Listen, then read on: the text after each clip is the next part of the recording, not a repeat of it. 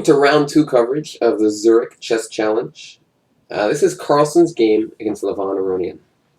Now this is a tough position, but my question to you is pause the video, figure out what move you would play for white. Alright, if you're ready, unpause it and watch as I discuss. So, what the heck is happening here?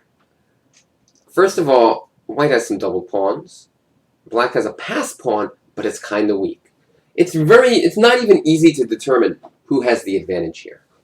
But the typical move would be something like queen to b2. And this is where chess evaluation comes into play. Because this is a very tough position. f5 is a good move for black now. Knight to d2, and black has the move e4. This poses some problems for white.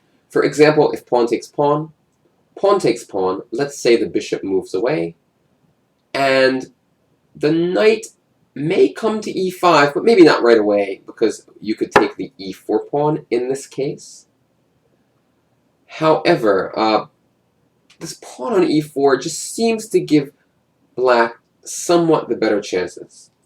On my apologies, knight e5 should be playable here. Because if bishop takes, knight takes, knight f3, check, followed by queen takes knight.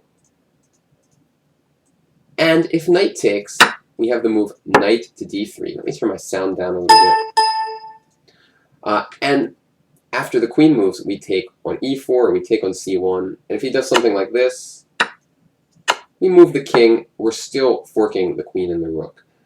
So, I mean, the position's not like clear-cut winning for black or anything like that. But black definitely has an initiative here. He has ideas of knight e5, and these squares are a little weak around the king.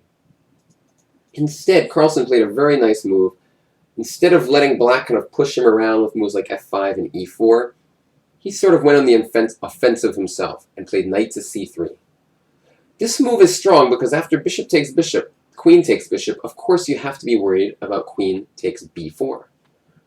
But in that case, we have a very strong move, queen to c6, attacking this knight. The knight can barely move. Like if knight f6, do you see how white wins here? Knight to d5 attacks the queen, attacks the knight, and the knight is busy defending the rook. And so maybe black can go queen f8 and not completely lose the game, but it's a very unpleasant position. The king is wide open, and we are even material, and the rook is going to come to c4, to g4, and cause black all kinds of trouble.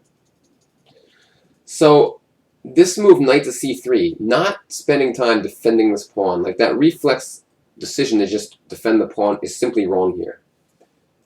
After this move, white is basically fine, because we have two ideas. Queen c6 is idea number 1. Knight d5 is idea number 2, and I lied, we have 3 ideas. Simply taking the pawn on a4 is another idea, as this knight is now attacking it. So after this move, knight c3, white is doing fine. In fact, if you don't go knight c3, black probably has some advantage. And the game ended peacefully. He went Aronian went knight f6, white took on a4. Now we have to do something about this double attack. So he doesn't want to move the rook because we'll take the knight. So he played queen to d1. And now he realized black had no serious threat. He had to go king g2 because otherwise this would be check. And we wouldn't have time for queen d8 checkmate. Black went h6 to get some look for his king. But after h3, black took this, but it's just a forced draw. Not a forced draw, sorry. It's going to be a forced draw. Knight to e4. Now the knight is pinned, so we can't move it that easily, but we can just go queen takes pawn. And now we do have a forced draw. If g6, queen to f7. But basically the key to this game was Carlsen recognized the critical moment and didn't simply play the reflexive move queen to b2 or some defensive move, which would have allowed black some initiative. Would he have won?